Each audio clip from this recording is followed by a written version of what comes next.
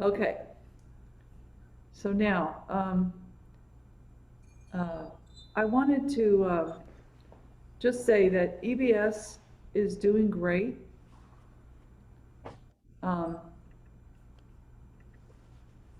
this is the only financial data I'm going to make you look at today is this little slide, which is the last 4 years. And you can see that the blue lines, the blue bars are our revenues. We're And the seeing a orange, picture, we're seeing a photo of the kitchen. no, you're What not. I'm, You're not supposed to. is that what you guys are seeing? Anybody else? Yeah, Yeah. Yeah. the kitchen. Gosh darn it. What about now? Yeah, I Okay. see Still the kitchen. It's a Okay, let beautiful me kitchen. try again. Let me try again. I'm sorry. Thank you for telling me, Mike. Here's this. Now are you seeing There this? we go. Yes. Yep. All Yep. right. Yes. Thank you. Is there anybody? Okay. Anyone need to come I can't. in? Okay. Oh, wait a minute. It would show me up here, I think. Okay. So the blue bars are income revenues, which you can see are down in 19 before we closed for COVID. We had the whole year and everything was fine and we were doing great. We were actually growing. And then in 20, we had to close in March and we've been closed. So this is mostly the difference of no retreats, no yoga and 12-step meetings that gave us rent.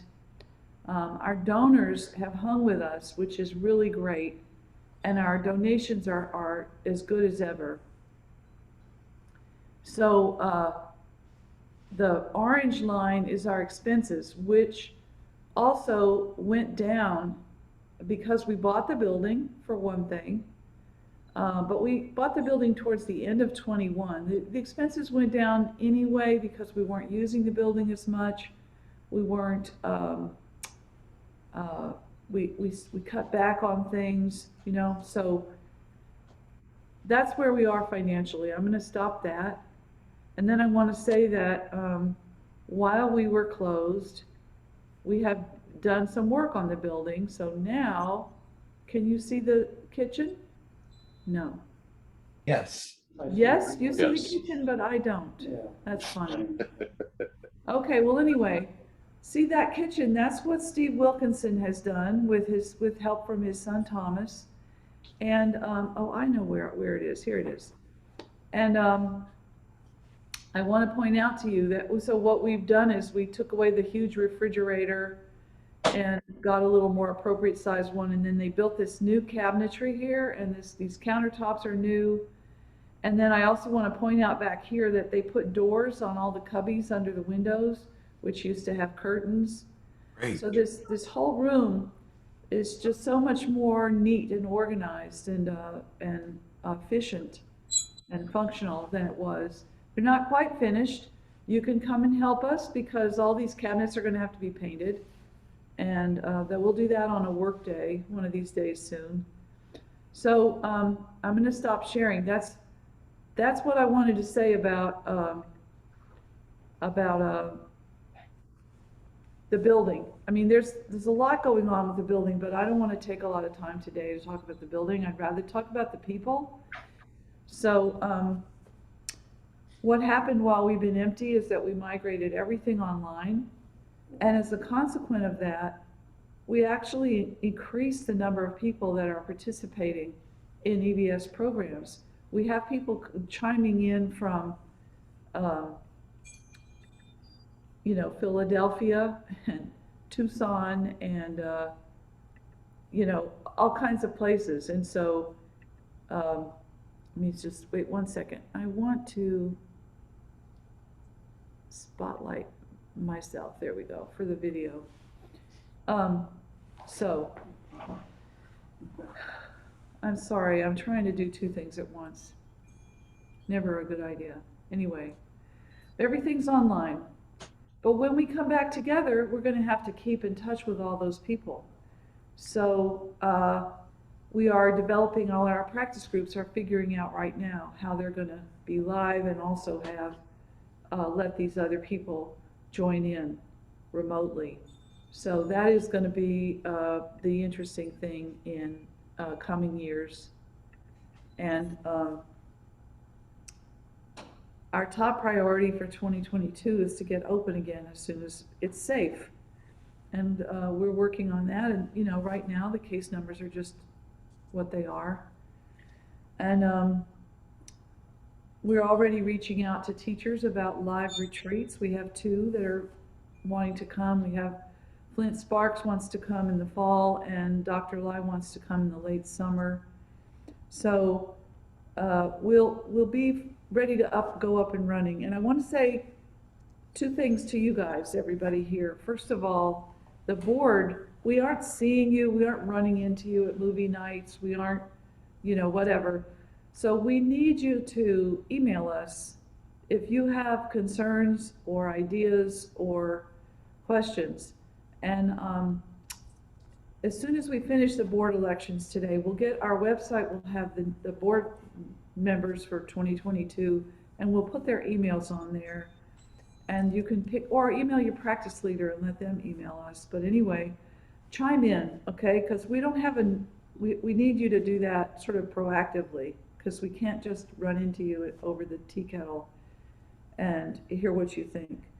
So please do that. And secondly, when we reopen, especially when we reopen, there'll be plenty of opportunities for people to volunteer. The building right now has been empty for all this time. It's very dusty and dirty. We're going to have to do a really deep clean, and we'll have a work day where you can come and do that. Everyone can come and do that. But also, there's all these ongoing jobs, and as we grow, there's more people to take care of. There's, you know, like administrative jobs like emailing and communicating and that kind of thing, keeping track of everything. There's building jobs and all kinds of things, social media and stuff like that. When we're open again, we'll need timekeepers to host silent sitting sessions. So we have an email address, just volunteer@ebslr.org. And if you are inspired, you want to volunteer, please just write to that email address and say what you want to do or what you're interested in, and we'll be ready to put you to work. So unless anybody has any, wants to correct me or do something else, I'm going to open now, hand this over to Mike, who is our vice president and head of practice. And Mike is going to run through the practice groups and let them make their reports. And I'll still be here. You can always email me a question or ask. Put the email address in the chat. Okay, I will do that. It's volunteer.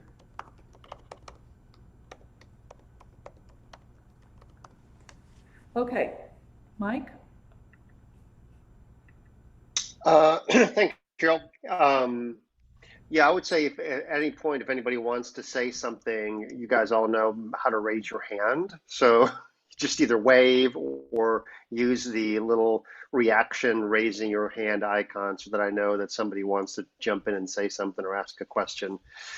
And a special welcome, of course, to those people who are not board members and not practice leaders, but you're just part of the EBS community and you just wanted to show up today. Bless you. Thank you for being here. That's super great.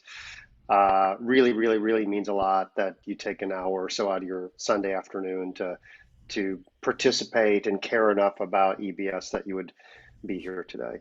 So just real quick, what I thought we would do is to just run through the groups. Most of the groups are represented here on our checkerboard. A few maybe aren't, and then we'll kind of try and piece those together.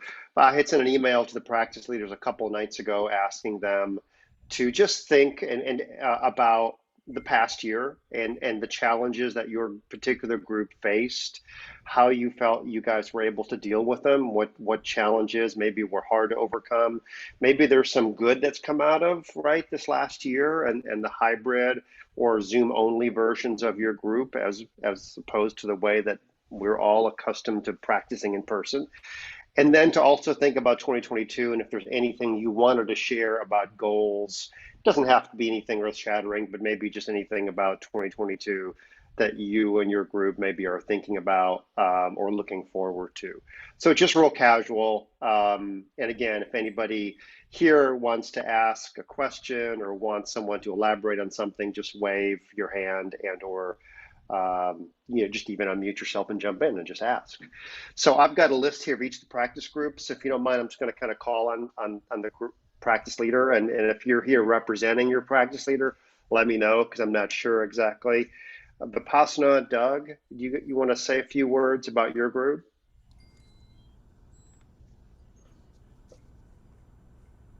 Yeah, sorry, I have to get off mute. Can you hear me? Yep. Yeah, so Vipassana has been cruising along very similar to the way it has been for years. We'll have 5 to 7, people on Zoom. And so yeah, things are going fairly well. Back in November when we thought we were gonna go back in the building, Long and I sort of figured out how to set up the camera and the microphone. So it was kind of part of the circle. So we think we're ready. We think we'll do hybrid from now on because we do have some people from time to time and have had over the last couple of years, people dialing in from other parts of the country, but also it's just so convenient, for people who live a little far away from central Arkansas just to dial in. So I don't know. Is that enough of a report? That's perfect. That's great. Thanks, Doug. Sure, man. Anyone? I don't see John or Karen here. I think about the 12-step in Buddhism group on Sunday. No, I'm scanning our photos here. I'm not seeing Doug. I'm sorry, Karen or John. I know that they continue to meet. Is anybody here representing them? Yeah, Sheila Oh, Pierce yeah. raised her hand. Sheila, I'm sorry. I didn't see you waving at me. Excuse me. Go ahead, Sheila. It's okay. I actually am not here representing anybody because I wasn't asked to, but I think I'm the only person here that attends that group regularly. So I thought I'd just throw that out there that Yeah, please. Thank you. we are still meeting. The core group is fairly solid. We do have people that have come in that are not here because we are on Zoom. So that's been great. I don't have a long view because actually I'm one of the ones who joined because we came onto Zoom. I went in person when they first started and then I dropped it and came back because of Zoom. So that's been great for me. I love Zoom and being able to have that access. So it's a good little group. I think they feel like maybe they've lost people because it's not in person. Long term, they've lost people. So we're down to a fairly small group at this point. But those of us who show up and it's a wonderful group. So and it's really it's not like the other practice groups I've been in because there's a lot more discussion than there is right now. We're doing a book, Radical Acceptance by Tara Brach. Mm-hmm. So we choose a book, but then at the first meeting of each month, we go back to the original book, which was One Breath at a Time, which is a step. So we have a step meeting starting in January with the first step and then go through the year with a step meeting once a month. So a more traditional kind of step meeting. Mm-hmm. So I guess that's all I need to say. Thank you. Thank you, Sheila.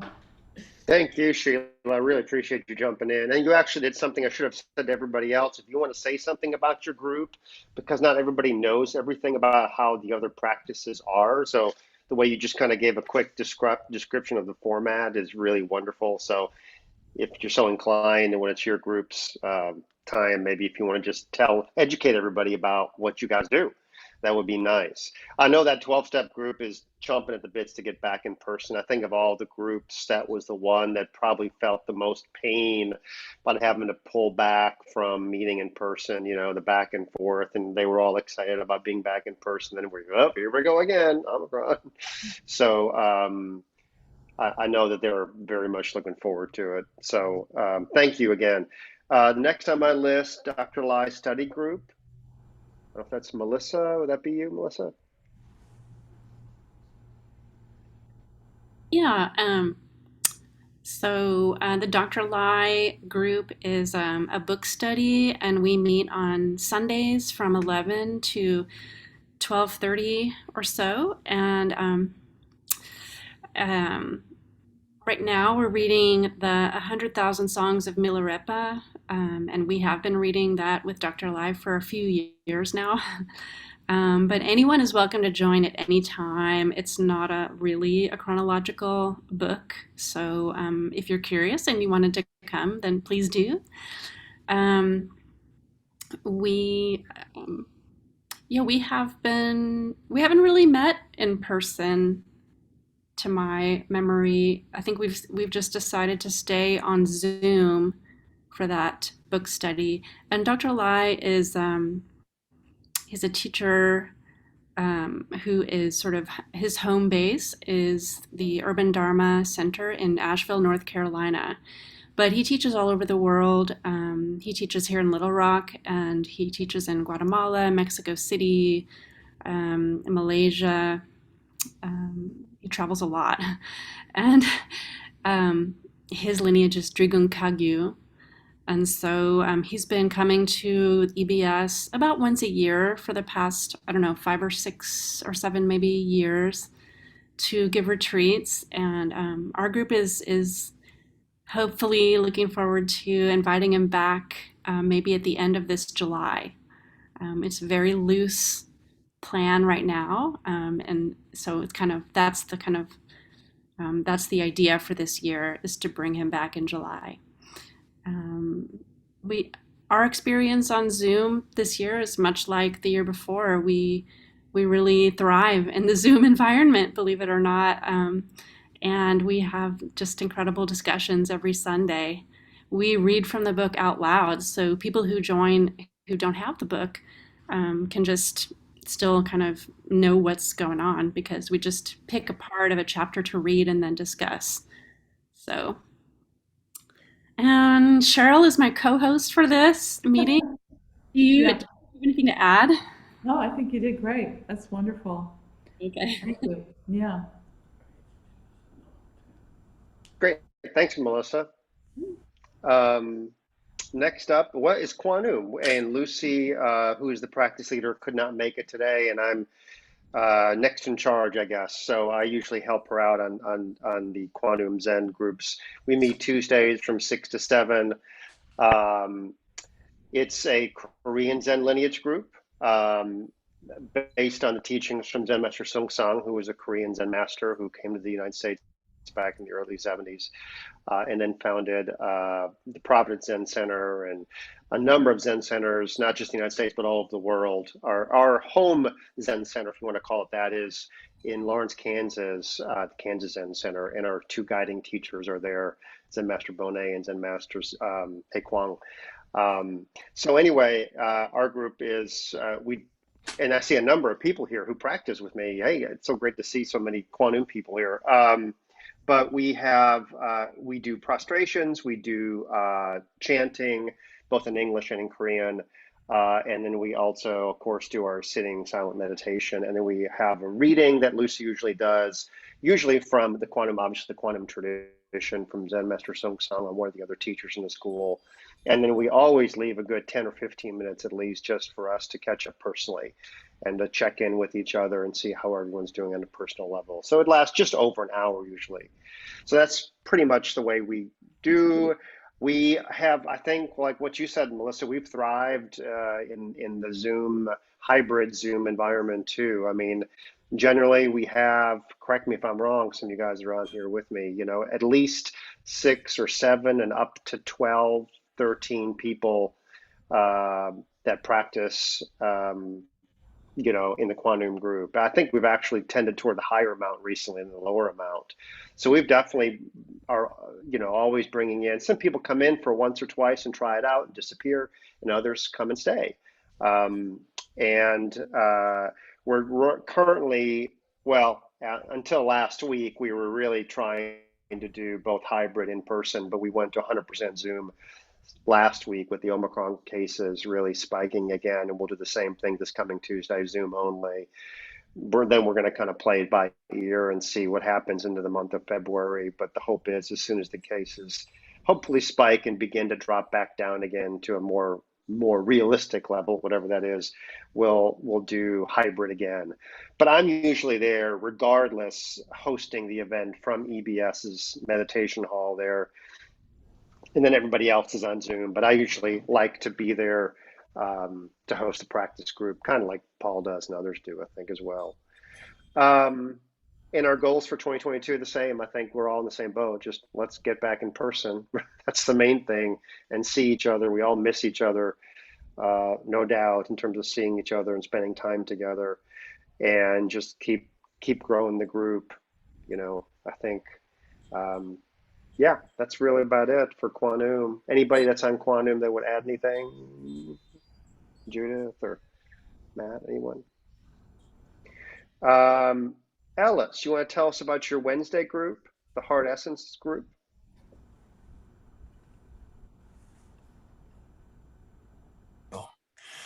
Okay. Well, first thing I would like to say, though, is to offer my thanks to the board of EBS, because I think when we have been closed for a year, for as long as we have, and buying a center and all these ambitious plans that the board has undertaken, I am so appreciative of what you all are doing and how hard you all are working, and for us to all have a really beautiful home. And we certainly have the beginnings of that. And I'm really excited and grateful to the board for putting so much effort into making this happen. So, and someday, hopefully, our Wednesday group will be able to come in. We are not hybrid, and we're kind of weird in other ways. We meet on Skype rather than Zoom because of the way the schedule works at EBS.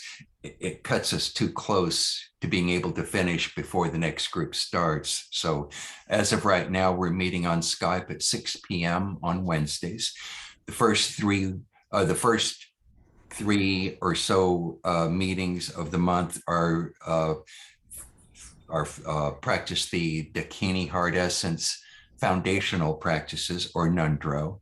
And the last Wednesday of the month, we practice the Sakya lineage practices from Lama Kunka Rinpoche.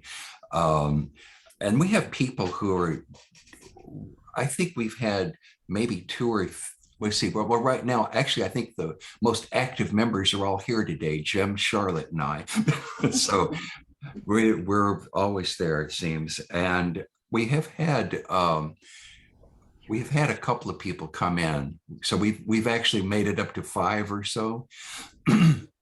So, and with Lama Wangmo also teaching on Zoom through the Utpala platform, several people here in the Central Arkansas are doing occasional teachings or practices with her. So, so the Dakini Heart Essence or Yeshe Sogyal practice continues,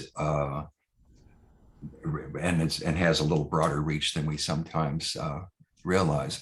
I don't know, we really haven't talked about 2022, but we're just like you all, we're hopeful, and it would be lovely to come back to the center. Absolutely. And I think that's something that we would all look forward to. But while I'm thinking of it too, I want to thank everybody that works on the Zoom platform, because EBS's visibility in not just Central Arkansas, but especially Central Arkansas, has really mushroomed. And I'm really happy about that. I mean, what more could we ask than to have more people to come to what we did, what the center does? And, you know, it's all about benefiting beings, folks. And I'm really grateful for for everyone who's involved, who leads a practice, who works, who volunteers for the board, who just comes in and dusts or replaces the toilet paper in the bathrooms, whatever you do. Thank you, thank you, thank you. And Charlotte, help. Is there anything I've left out? You've covered it all. Well, I couldn't think of anything else, but you know, we have a little visiting time at the end too, so we're pretty loose the way we kind of operate. But anyone's welcome to come and join us, and keep up the good work, everybody. Ellis, do you want to say anything real quick about the Medicine Buddha ceremony that we did at EBS? Just Sure, be glad to. Although I think Anna's here and could talk about that if she'd like to.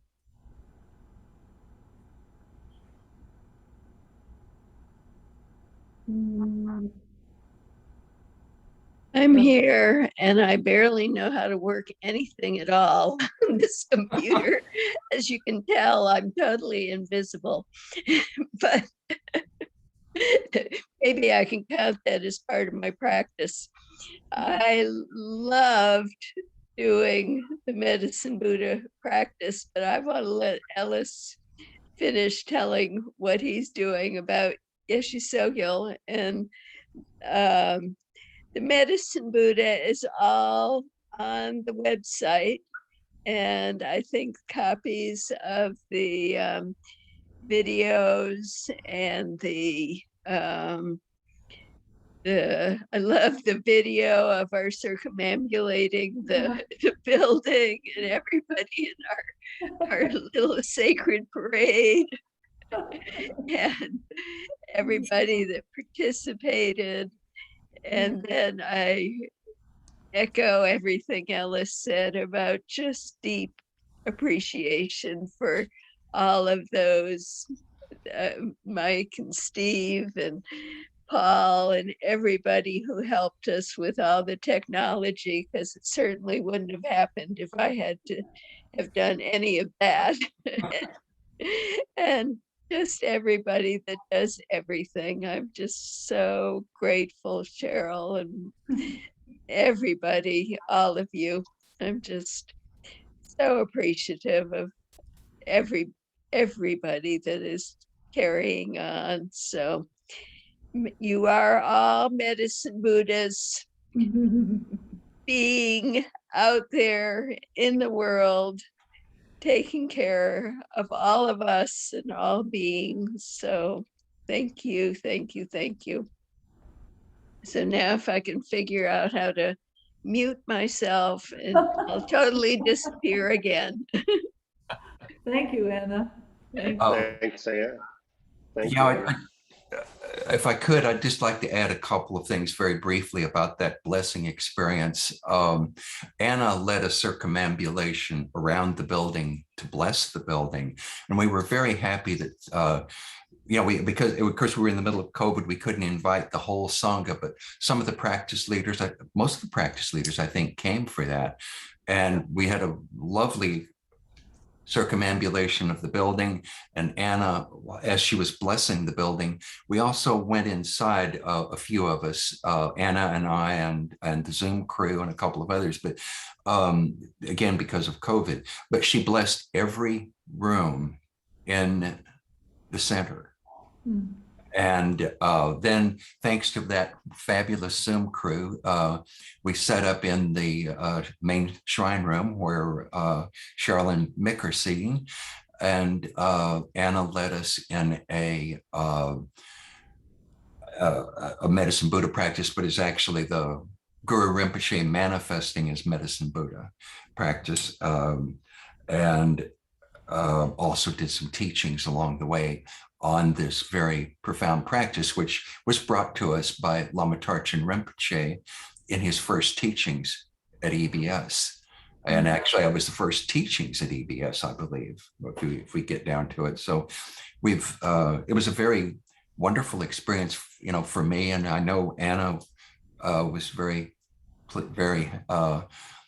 inspired during that program. So anyway, we hope, I don't think there's anything else I could add to it, except we had some it is everything, all the material is on the EBS website if you want to look at the circumambulation. And I think the actual practice of, or again, Menla is on YouTube now. Am I correct?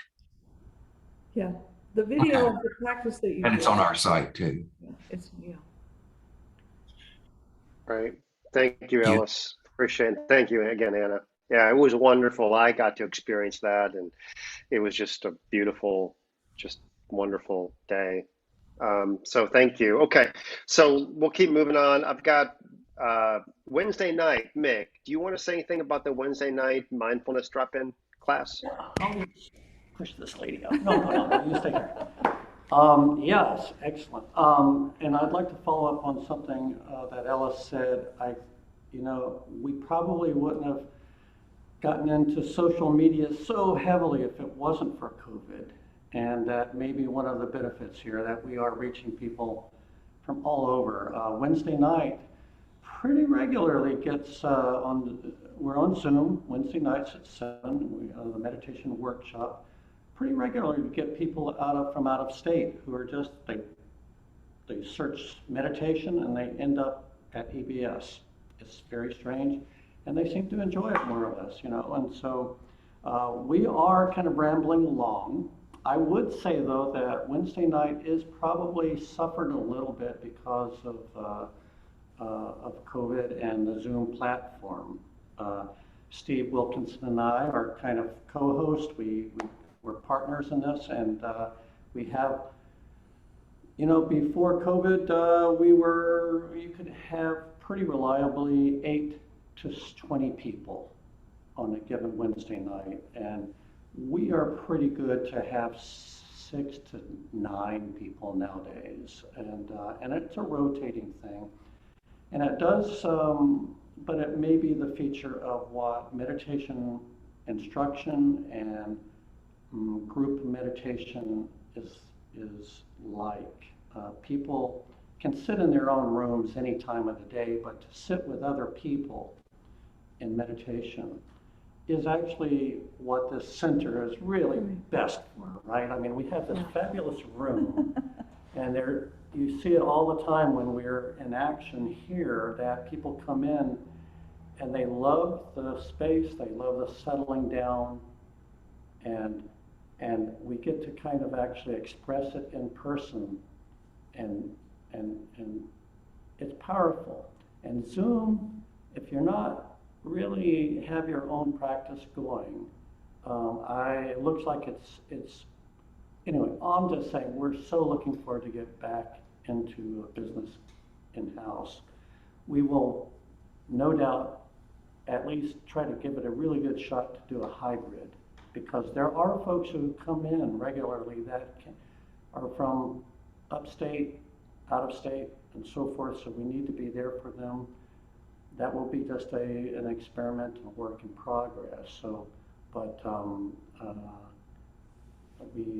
it's really a very interesting time. It's a kind of a different experience from in-house, because our meditations are a lot shorter, and talking is a little bit more, but Steve, you're there. You can add to this or not. Steve, this is this incredibly important part of the Yeah, no, I really agree with you in that when we were live, we got a lot of people that were, I wouldn't say in crisis, but they were looking for answers.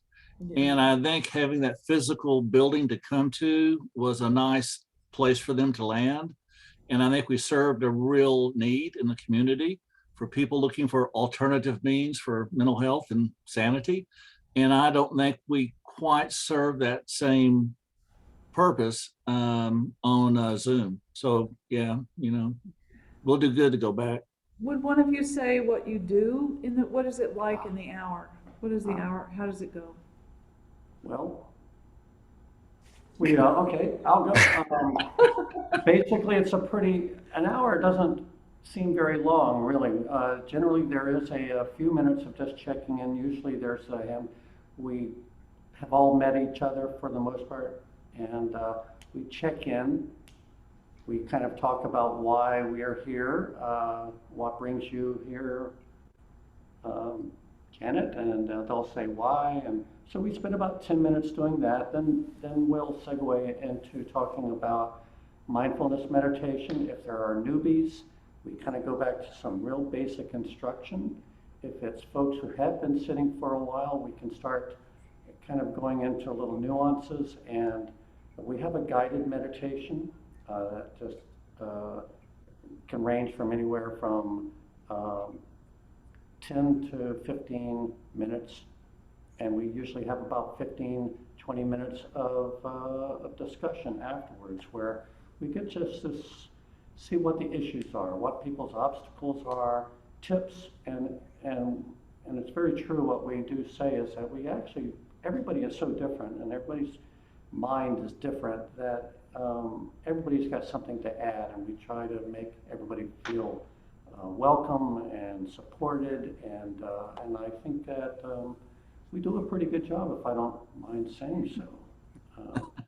Yeah, And I so- would say, I just want to chime, because I do this That's right. sometimes, but I think the point of it is, though, that it's open to rank beginners and also people that are not Buddhists, or, I mean, we teach them Buddha's basic calm abiding meditation, and it's definitely a Buddhist program, but people go from there to other practice groups or whatever when they want to go deeper into Buddhist doctrine or readings or whatever. Anyway. And so I think that's Wednesday night. We look forward to getting back in here, but also I will segue into silent sitting. That's one of those things that I get emails and messages all the time from people. When are you open? When are you open? They're looking for group meditation, and that's another part that both Steve and I are involved in, and kind of establishing a daily practice of some sort, and Sunday, weekend, those things. Really looking forward to that. Maybe. Yeah, I mean, since you mentioned the silent sittings or the Facebook Live meditations, why don't we just segue into those? And I know Steve, you keep up with the numbers on that and do a great job keeping track of all that. For those of you that don't know, just real quick, we do Facebook Live meditations 5 days a week, Tuesdays and Thursdays at 11:30, Fridays at 6 p.m., and Saturdays and Sundays at 9 a.m. And that's, me, Steve, Cheryl, and Mick, and who's doing, I forgot who's on Friday. Lisa, that's right. I'm sorry, Lisa. I'm so sorry. And those are 30 minutes on Facebook Live. And I think we all do them very similarly. We might have some slight nuance differences, but a little bit of guided meditation, a little bit of sort of Dharma talkish, kind of just talking point, maybe for a few minutes, and then primarily just silent sitting. But go ahead, Steve. No, so in general, the format, after watching a bunch of these here recently, it's about 15 minutes of talk on the front end, about 10 minutes of meditation, then 5 minutes of wrap up. And as a general format, that's kind of what you see. But so last year, total, we had just over 68,000 hits on these Facebook Live things. Now, of that, we had just over 19,000 views. And it's like, that's a lot. And it's pretty interesting. I don't know about the other guys, but for me, when I do this, there's some days I walk away from it and I think, boy, that was pretty good. I pat myself on the back and I think, wow, I've got wisdom. Followed by the next 4 weeks of when I do it, I think that's kind of lame. Man, why does anyone listen to this, But they do. And so to emphasize a point here, that it's like planting a seed. And here's what the numbers tell us. Take the first 8 Facebook Lives of this year, just happened just recently. And of those 8 that were done, it totals just under 24 hours of viewing time by people. Wow. There's people coming to these things just across 8. That's amazing. Just watching it, right? Get this.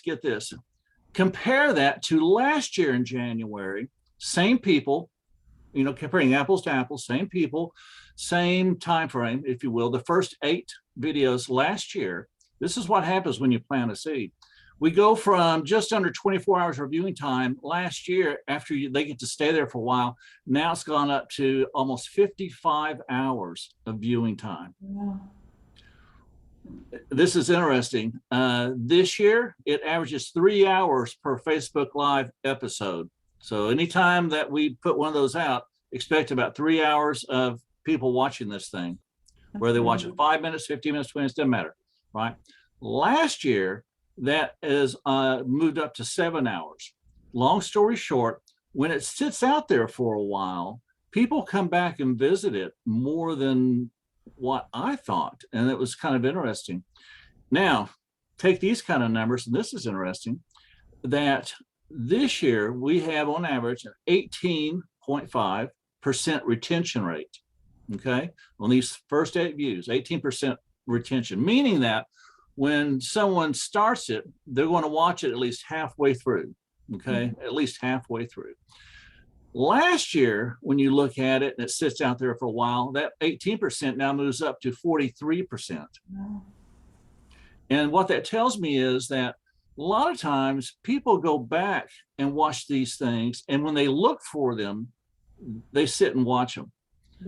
People will check them out when we put these out fresh, and for us who do it, we see the numbers start off big and go down, and that's all we see. And sometimes it's a little disheartening. I'm thinking, where did everybody go? What did I say? I don't think I cursed or anything, but why did I lose everybody? But the truer picture is, let it sit there for a while and people keep coming back to it. And I say that for everyone's benefit, but particularly for those of us that participate in that, we don't get that kind of feedback. And sometimes you kind of wonder, we've been doing this for 2 years now, and it's like, why am I doing this? And you just don't know who you touch. But apparently that need is so great out there that we do have an impact. So that's a very cool project that EBS started and has supported. And, it's been great to be able to see that outreach happen, and that it makes some kind of difference out there. So. Yeah, we got a donation this year, a letter from a lady in Long Island thanking us with money for our Facebook Live videos.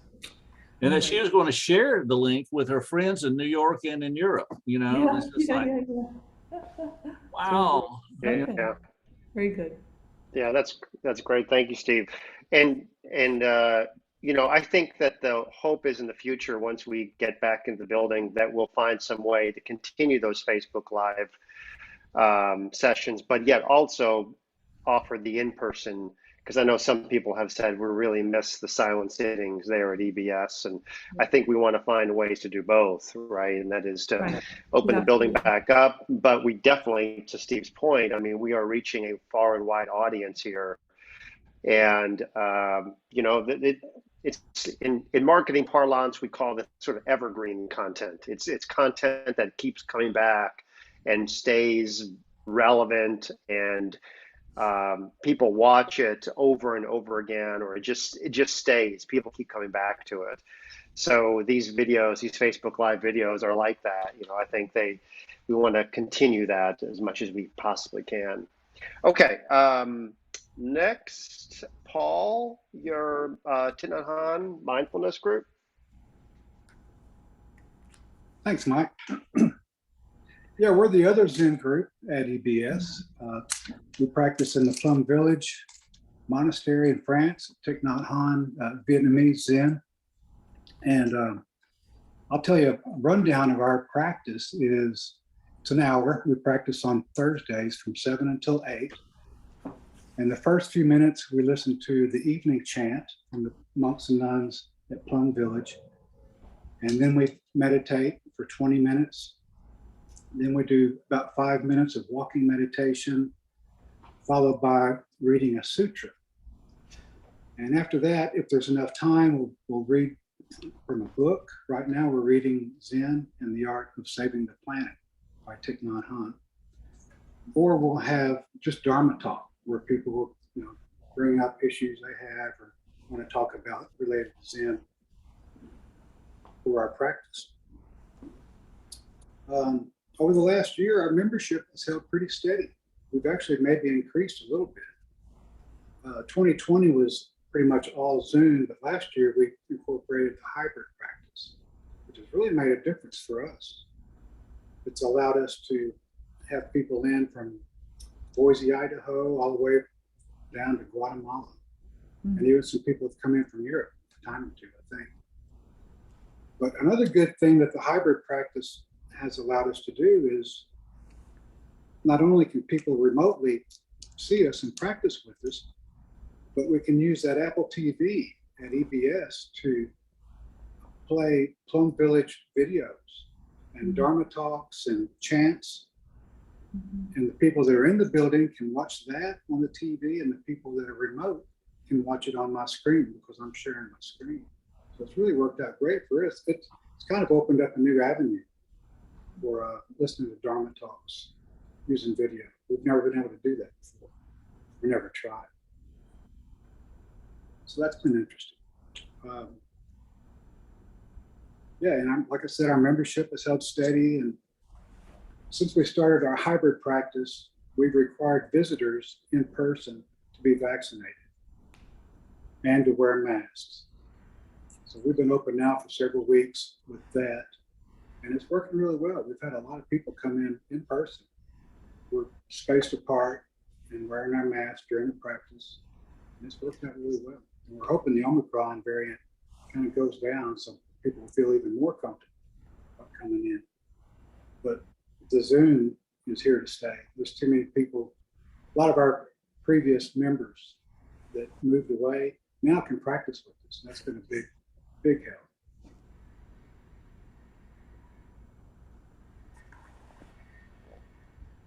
Okay, that it? Thanks, Paul. Okay, thank you, Paul. Great. Next, the Untitled group. Denise, or who wants to talk about that one, or Melissa? Yeah, Melissa is going to start, I think. Okay, sure.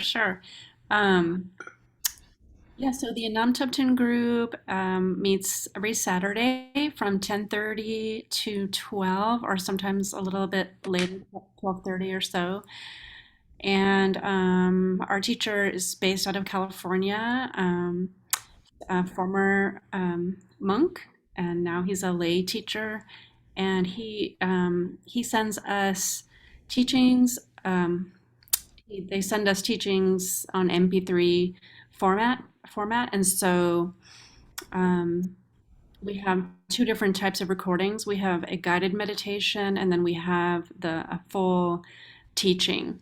And so our meeting starts with the guided meditation, which comes to total about maybe 40 minutes or so. And it includes Anam Thubten leading us through a meditation. And then, and we also do loving kindness meditation with him, and we do the Prajnaparamita mantra. And then we do a period of silent meditation altogether in that. And then that's about the first half of our meeting, and we take a little break. And then afterwards, we come back and listen to about 15 minutes of one of his teachings, because then we stop the teaching after 15 minutes and discuss.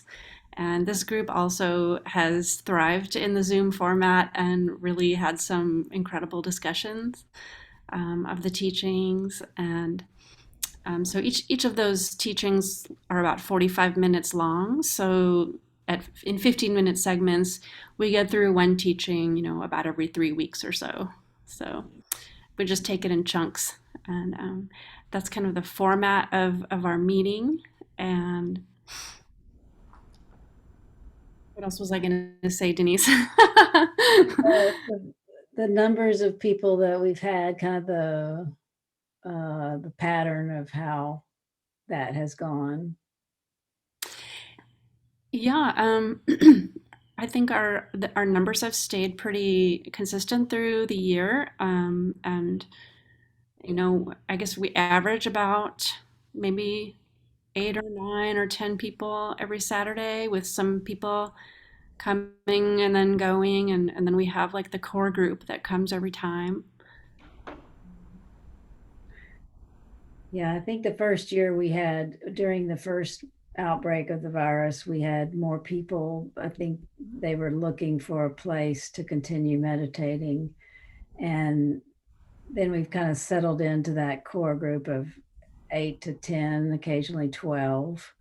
And we've had some new people come, and there's some coming and going. But I mean, even when people come, they seem to enjoy what we do. Some stick, some don't.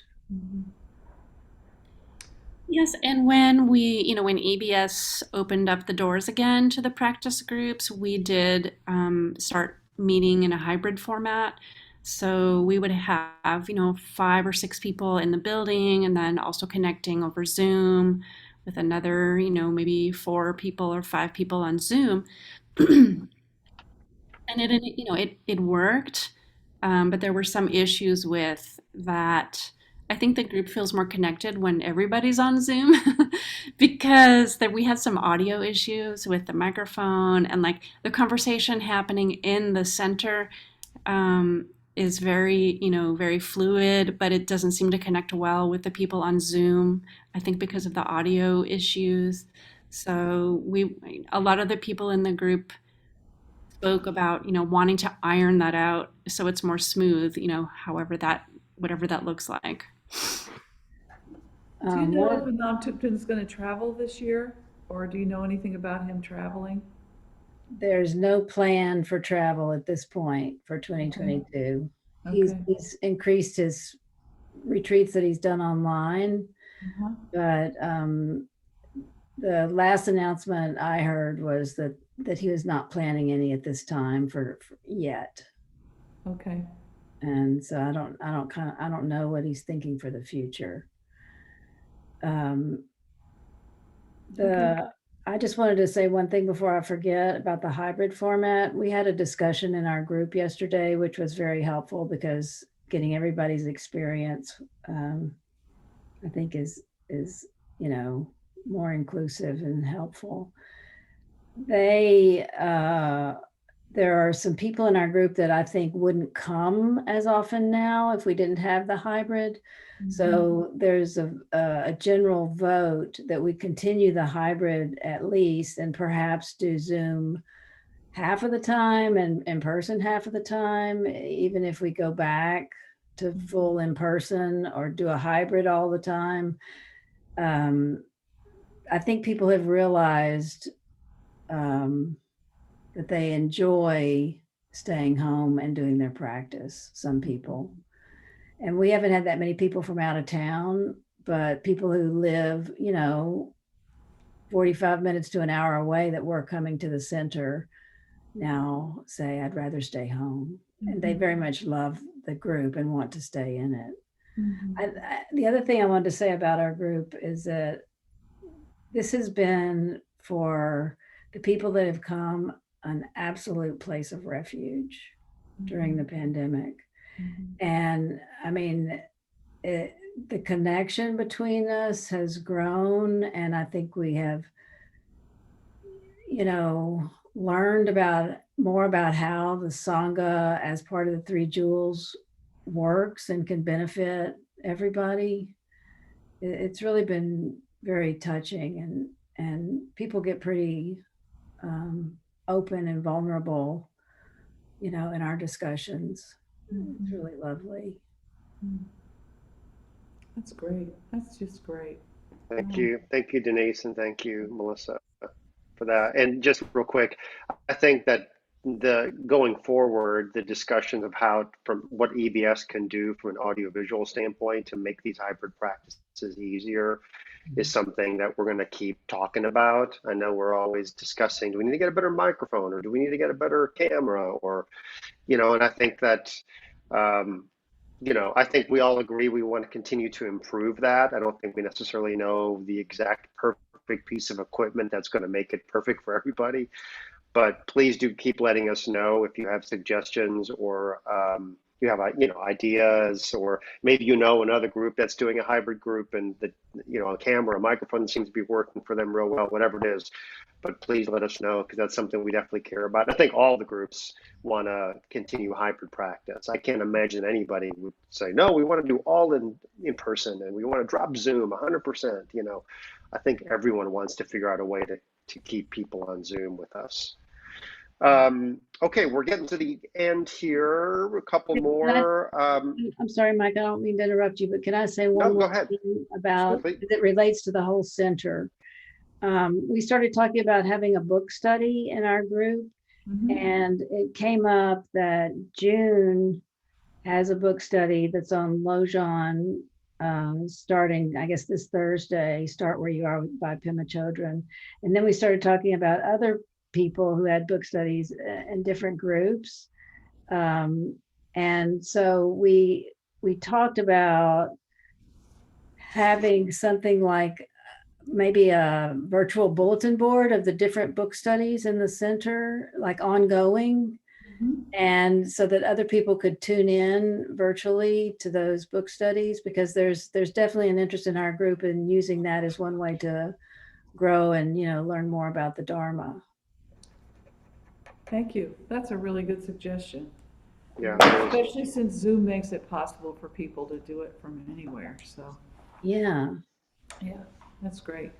I don't see June here, but is there anyone that knows a little bit about the loving kindness Thursday morning practice that participates in that? Or Cheryl, do you know much about that? Or No, except that it's really popular, and I mean, she has a core group of people. I'm not sure the number, but I think it's about a dozen. And I've met people who have said that she saved their lives through the pandemic, because they could go there, and that group, like Denise was saying, it really has been a source of refuge for people. And so I heard about the book study, but it wasn't really, we haven't really promoted it very much. We could check in with her, Mike, and maybe make more of a big deal about it in our communication comms team. Yeah. Well, welcome anybody who wants to come is welcome to come, I'm sure. Okay, terrific. That leaves the kids. So I'm going to say a little bit about the teen group real quick, and then Betsy, maybe you want to say a bit about the young, I know you talked about the preteen group you're going to be hopefully starting. So I also lead a teen group that meets Mondays from 6 to 7. And it's interesting. It has shrunk. It started off quite robust, dozen plus teenagers. This is pre-COVID, of course, and we're coming in person. I think one day we had up to 20 teenagers who showed up. It was crazy. We got the word out via Central and some of the private schools. This is when we first started about 3 years ago, 2.5 years ago, whatever it was. And then COVID hit, of course, and although we moved to Zoom, we slowly started sort of getting smaller and smaller, and partially it's because the initial group graduated and went to college. Like my son Jacob, for instance, and some of the others, they went to Central, they graduated, they moved on to college, and they don't always have time to log in on Zoom, and they probably don't want to consider themselves teens anymore either. So, and then with school being so crazy with virtual, we haven't been able to really grow the group a lot. And I think the last thing kids who have been spending all day in front of their laptops on virtual school, the last thing you probably want to do is to log into a teen group on Zoom again in the evening to do a teen group. So I don't know, we have maybe 3 or 4, sometimes 5 right now that join. The college kids have been sometimes logging in from college, but we need to get some more local kids, some local teens involved. And I'm hoping once we get back to in-person, we can really kind of do a push there with the high schools and get the word out about the teen group and grow that back up to where it was before. But if you know many teenagers, just let me put the word out there for you. Any 13 and 19-year-old kids who would benefit from a meditation, mindfulness practice, please send me a message and let me know. Betsy, you have been working on the kids group, and now you're talking about a preteen group. Do you want to talk a little bit about that? Yeah, we're going to start a mindful kids meditation group. So it's a new practice group, essentially. And it's the first time we've tried this, and we're going to do it on Zoom. So who knows how that'll go with 9 to 12-year-olds. But we're going to give it a try. We're going to start the first Sunday of February. It'll be on Sundays from 3 to 3:30, and we'll just do a brief meditation, and we'll also do discussion, and we'll have the idea. I like what you said, Steve, about planting a seed. The idea is to plant a seed of mindfulness in these kids, you know. So we'll see how they respond to Zoom, because they're all kind of zoomed out as well, you know, with virtual school and such. But we'll see. And then hopefully this year, we'll be going back to our monthly potlucks after we get in the building. Those were very successful. We had a lot of fun with those family potlucks. And, you know, the parents would sit around and talk, and the kids would play, and we did some mindful activities. So we hope to go back to that. And picnics in the park, we used to enjoy that. And we did a service project. We were really, you know, before the pandemic, we had quite a few things going. And then we also did a support group early in the pandemic for parents.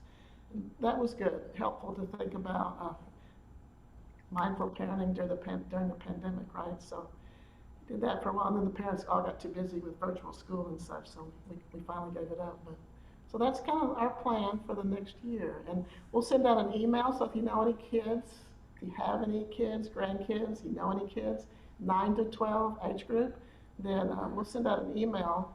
Mike's going to help me with that, and then Mick's going to do a flyer for me. I don't know if he knows that yet. He'll do a flyer for me to put on Facebook, and then any questions can come directly to me, or just, you know, send them to EBS and they'll get to me. So yeah. And you know, now that we own the vacant lot next door, I'm thinking we could have the teens and the children make themselves, you know, a picnic area or Yes. something over there. That Yeah. sounds like a fun weekend That would be fun. project. Yeah, that would be fun to do. Yeah.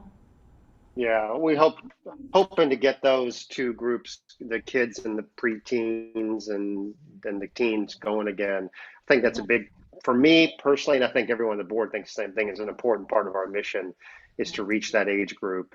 You know, I mean, lots of studies you guys I'm sure have seen with COVID and the effect on the mental health of kids, and the kind of mental health crisis they're predicting in the future with these the effect it's having on kids and teens. And so I think it's super important that we keep the momentum up on this and really help out. Before I turn it back over to Cheryl, just real quick, if anybody has an idea for a group, there is a form to fill out that I can send you, or Cheryl can send you.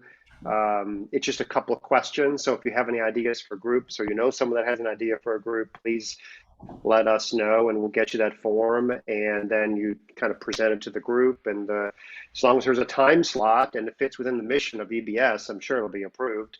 So just need someone to, you know, to fill that form out and get it back to us. And I just want to say real quick, because I'm rolling off the board this year. So I'm going to take a little hiatus, a little mental health break myself for a year, but I'm still around. But since my last chance to sort of talk to you as vice president and in charge of practice groups, thank you all the practice leaders for everything you've done to not just keep EBS going, but to be helping to reach so many people and to fulfill the mission that we have. And I'm still around, of course, but somebody else will be kind of taking charge of the practice groups for the next year.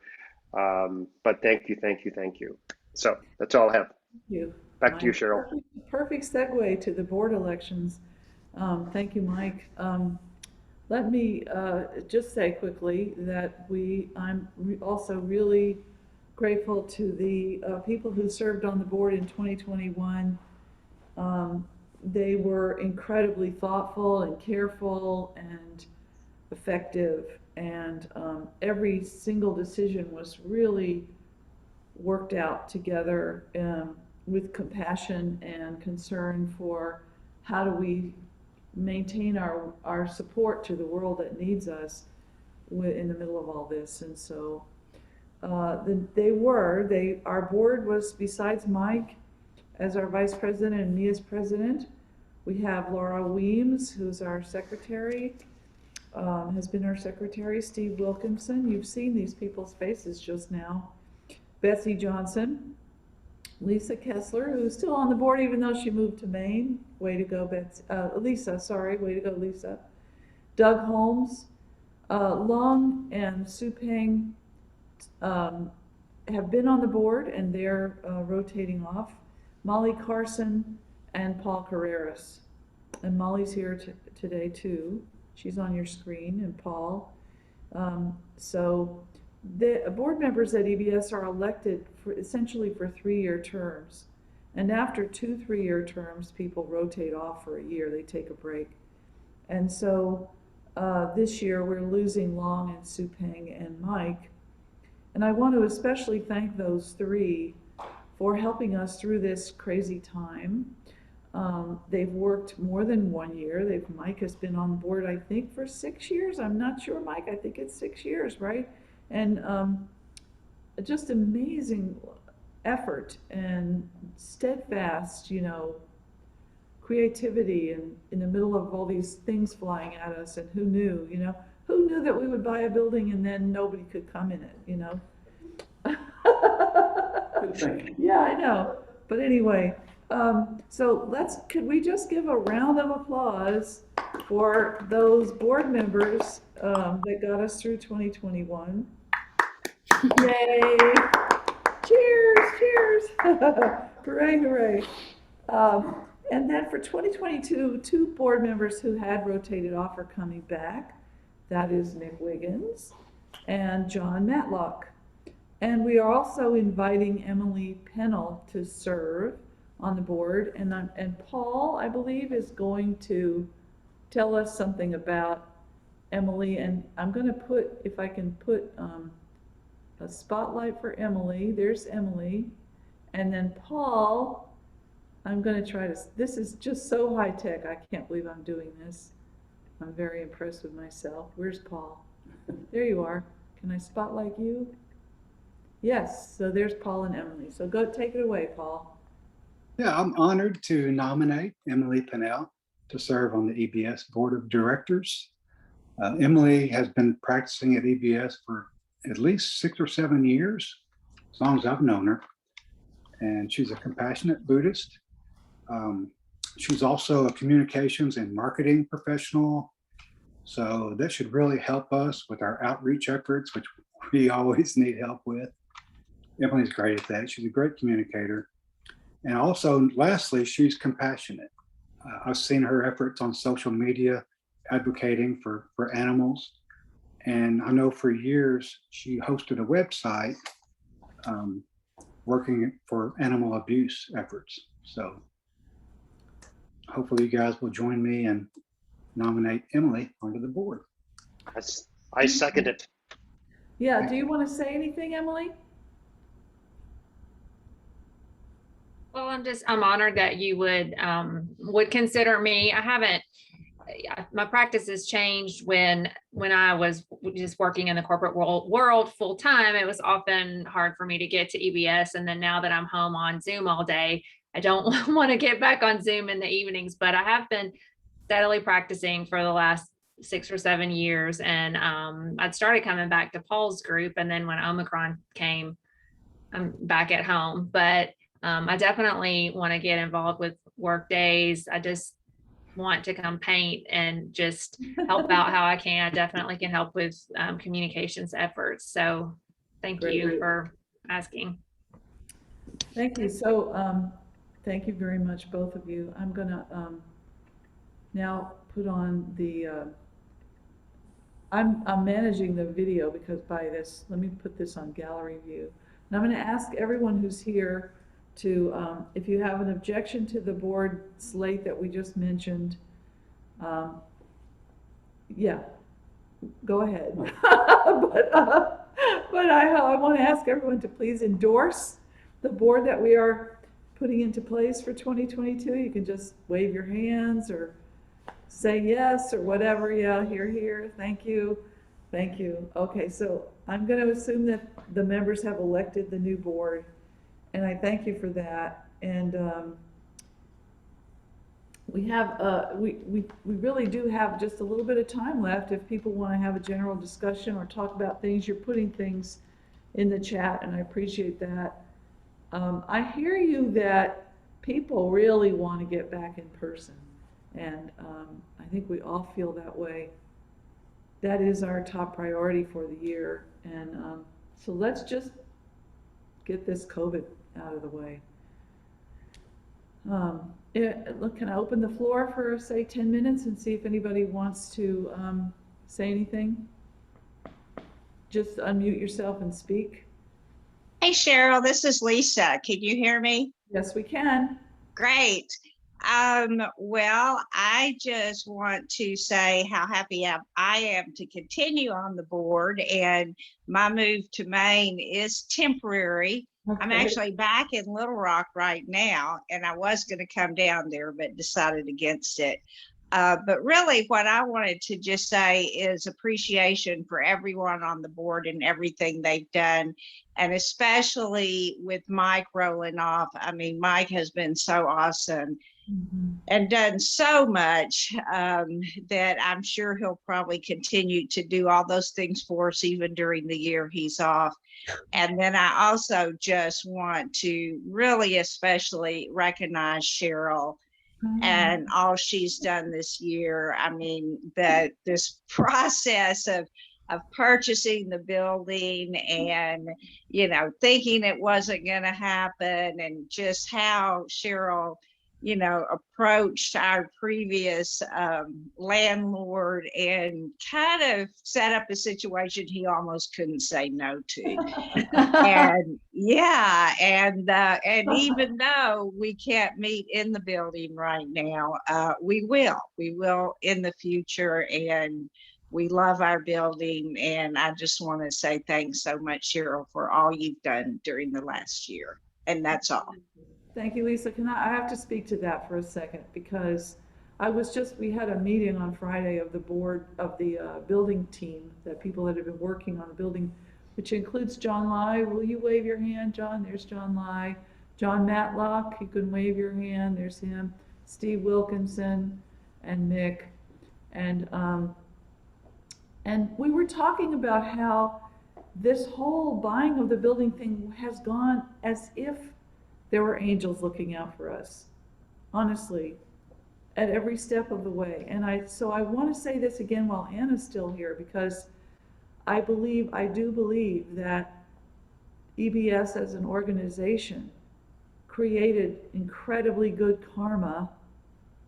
We have a reputation in Little Rock that I can't take credit for, because it's been here for a long time. People are happy to see that we're buying this building. I've had city planner people who I've never even met who say, "Oh, I'm so glad you guys are buying that building and you're going to stay there." And it's the roots, the foundation that was laid for EBS, and all the people that have kept it going is why it all rolled forward. And we were good tenants to Dan. We love his building. He's so happy that we love his building, and we're going to take good care of it. And so it was really, I felt like I was surfing on a wave, you know, when it all happened, not making things happen. So it's good karma. Just, that's all I can say. I'll stop now. I see hands up. Sheila and Ben. Sheila? Thank you. Yeah, you know, incredible people in an incredible place. So thank you. I just wanted to mention, I don't think anybody, I don't know if our final chapters group was a formal group from EBS, but I just wanted to jump in here and tell you and Betsy, Cheryl and Betsy hosted a year-long group of people, not all of us people from EBS. It was on Zoom, but we talked about end-of-life issues. And I can't say enough about how touched I was by being part of this group. And Cheryl and Betsy, just perfect leadership. But it was happening during a time where my mom was dying, basically. So not only did it help me navigate her death, which happened in September, but also, preparing for my own, and doing so many of the practical things that we really go about life as if we're not going to die so much of the time. And so thank you. I just wanted to say thank you. And that was something else that I probably would not have had access to without being part of EBS for all this time. And I'm just so grateful for what it gave me. And I think everybody else that was in that group, and it may be able to continue in some form. Yeah. We'll see, but wanted to mention that. Thank you, Betsy and Cheryl. Thanks, Sheila. Ben, I see your hand. Can everybody hear me? Yeah, we can hear you. I wanted to say thank you, Cheryl, for conducting this meeting, and thank you everybody who can hear my voice. It is an honor to be here and to be listened to. I first want to say I appreciate the openness, allowing more groups to form to serve the community. I know that everybody is here out of love, out of wanting to do better for themselves and everyone around them. And I know that Zoom has allowed us to reach people that we would not have otherwise been able to reach. And I know that that's big. I think the building is very special, but I do also know that building or no building, the saga, it exists everywhere. And it's good to be among people who want to do the same thing as you. I had a few notes. I was curious if I could ask for a visitor, Pema Chodron. I've read a couple of her books, and I would love to take I would love to interact. Just a general. Thank you. I appreciate it. The next thing I have is that I really liked what Steve said when he said, "You don't know who you touch," and I think that's very important because you can change people without knowing it for the better. And so I finally wanted to ask,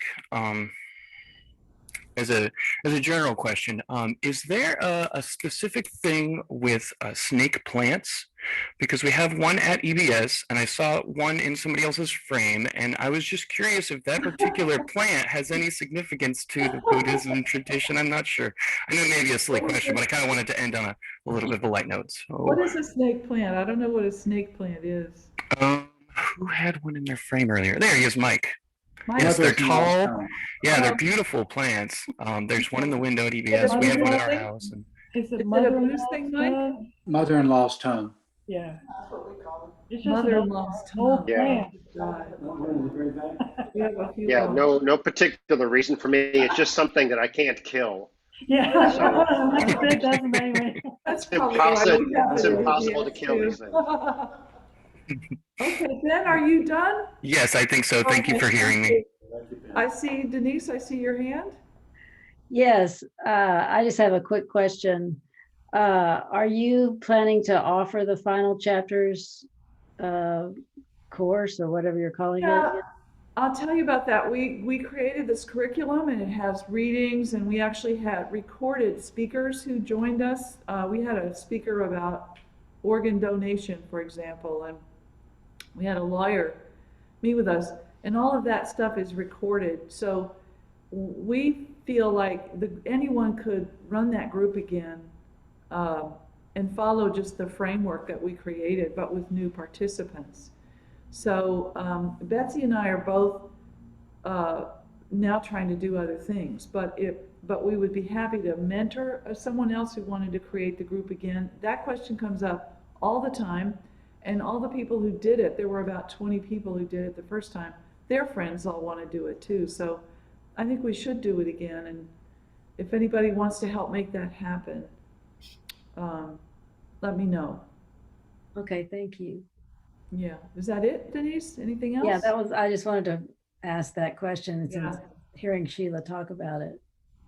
You know, it was great because when the pandemic first happened, Betsy and I were talking to each other just as friends, and it was like, remember how people died really quickly at the beginning of the pandemic, right? They would go in the hospital and be dead in a month, and it was like, oh my God, I'm not ready if that should happen to me. There were no vaccines yet and stuff like that. So, and I remember Betsy saying to me, oh no, if I die now, my Baptist family is gonna run my funeral. Oh no, I can't let that. I better make another plan. So we really, that I hope it's okay that I shared that. So, but that's where it came from. And now she has her funeral plans all spelled out, and everyone knows what they have to do.